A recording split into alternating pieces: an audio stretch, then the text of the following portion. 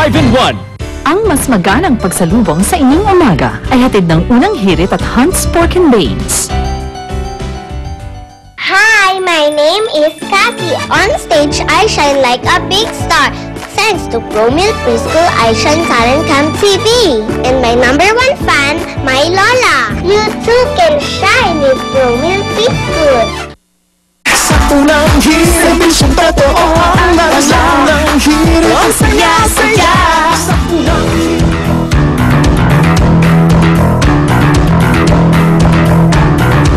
Good morning mga igan, marami na ang nakikinabang sa Pantawid Pamilyang Pilipino program o yung Conditional Cash Transfer ng Department of Social Welfare and Development o DSWD. Pero kung mahirap daw talagang target ng programang ito, bakit tila nakakaligtaan nga itong mga dinedemolish ng mga kababayan natin, yung mga natutulog sa lansangan, gaya niya napapanood nyo.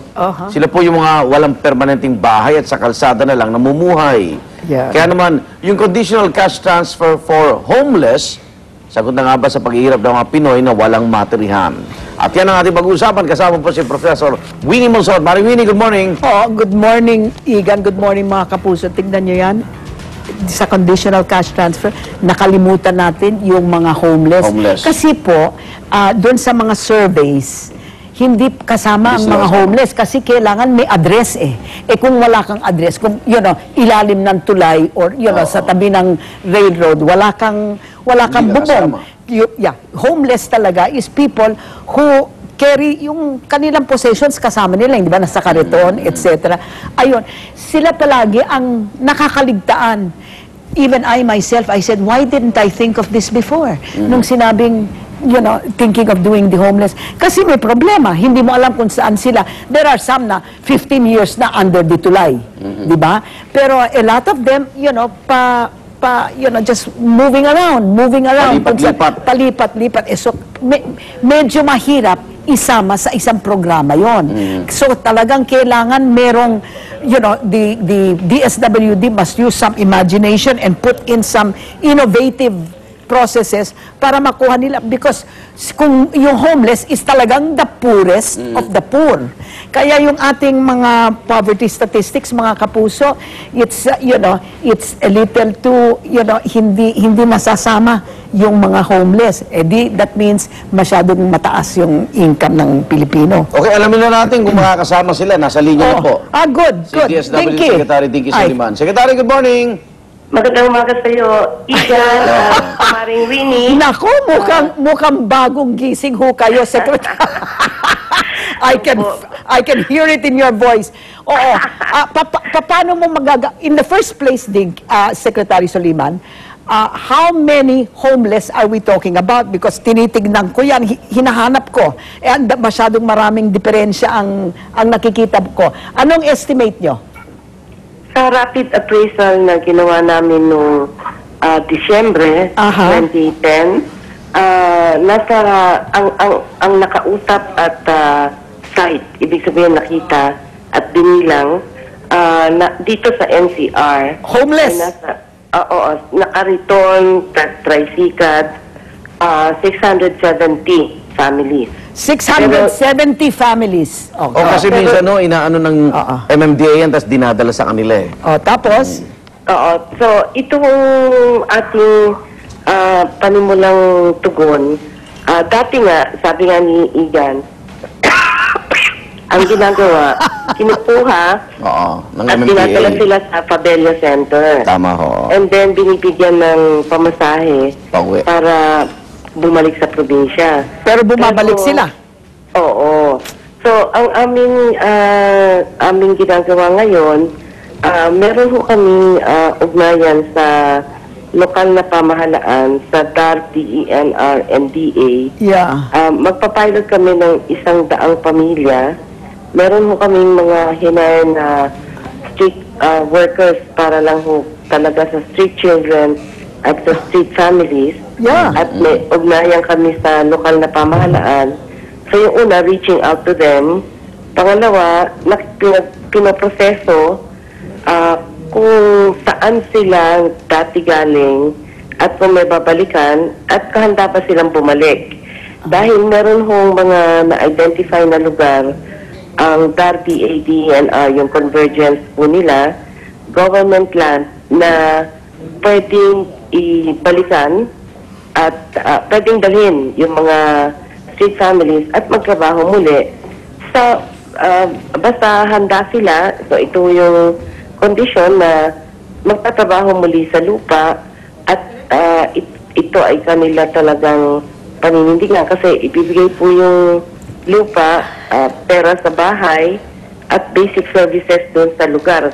Kasi yung mga lugar na identify ay wala hong mga bahay doon, so inaayos yun. At meron din hong mga lugar na na-identify na meron na hong mga nakasettle na tinutulungan ding maayos yung kanilang pagtira doon. Secretary Soliman, sinabi nyo 670 families dito sa Manila mismo o sa Metro Manila?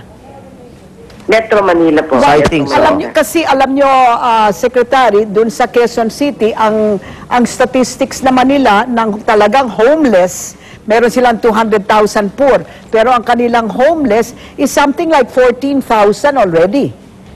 So I think you better check your ayun ang mahirap hindi natin nakikita ito, sightings lang ninyo, ganun ba? Oo, kasi rapid appraisal lang yun Winnie, and kaya nga may ugnayan kami sa lokal na pamahalaan. Tama. Actually, yung sa Quezon City, yung number, mataas din yung number sa Pasay. Oo. Na kanilang pinila. Hindi ho ba, Secretary, pag malapit naman ang eleksyon, alaga sila? Malapit na ba ang eleksyon? Hindi ba? 2011. Kaya nga sila minsan nandun In other words, hindi consistent. Alam ng local government kung saan sila. Okay. Secretary Soliman, ang condition ngayon na ibibigay ninyo para makatanggap sila ng pera is that babalik sila sa kanilang pinanggalingan at doon maninirahan. Ganun ba yun? Oo, pero... Is that the condition you're going to impose? Yes, but hindi lang kung saan sila nanggaling. Meron nga kasi mga proposed areas. Okay. Kung saan sila titira. DAR, kung okay sa kanila kasi hindi naman pwedeng sapilitan. Oo. So, proseso ho sa kanila. May budget na tayo dito, Secretary? Where are you is that additional budget or are you putting that in your original budget? No, it's going to be separate budget from CCT. How much are you talking about now? Right now, we're looking at 24 million. 34 million. So 1/4 pa rin per beneficiary? 14,000. 14,000 per year maximum. Oo. Di ba? Oo. 1/4. Oo. Pero pareho rin yung other conditions na kailangan nasa eskwela yung kanilang mga anak. Oho. Ngayon, ang kailangan lang ho namin siguraduhin, una, na handa at pumapayag po yung mga pamilya. Pangalawa, na may kasunduan kami na hindi na po nila iiwanan yung ibibigay po. Kasi hindi lang po baka yung ibenta suporta na pera, meron din yung lupa at bahay. Oo So, yun yung... Kaya muna, bibigyan mo sila ng lupa at bahay? DAR at DNR po ang magbibigay ng... So, kaya hindi na sila homeless. Wow! That's parang... Malaki yun. Malaki nga ho pero kailangan ho natin kasing pag-usapan kung paano nga, kasi nga umiikot-ikot sila dahil naghahanap sila ng hanap buhay.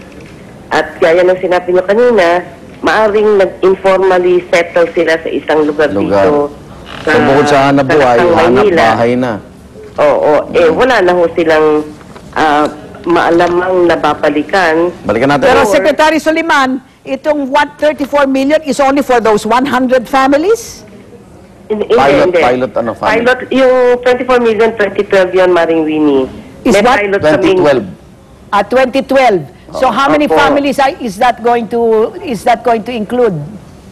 Well, initially nga ho, sa tingin namin, mga 600 to 1,000. Magko-concentrate kayo sa Metro Manila. Oo. But, ang aming encouragement, kung ito pong teknolohiyang ginagawa namin ay mabisa, na ugnayan kami sa lokal na pamahalaan ng iba't ibang Good. malalaking syudad. Kasi That's great. kanila ho yung pangunahing responsibilidad. Kami tumutulong lamang. Okay. Okay. Maraming May salamat. part 2 tayo, may part 2 tayo. Oh, Ulang ganun. oras natin dito. Oo. Secretary, salamat po. Thanks a lot. Maraming salamat Matulog din, ka oh. uli. Opo. Yes, may sakit, Secretary. Yes, dapat din, Secretary, di ka Soliman. At syempre, Maring Winnie, salamat po. Okay. Unang balita ng mga igan.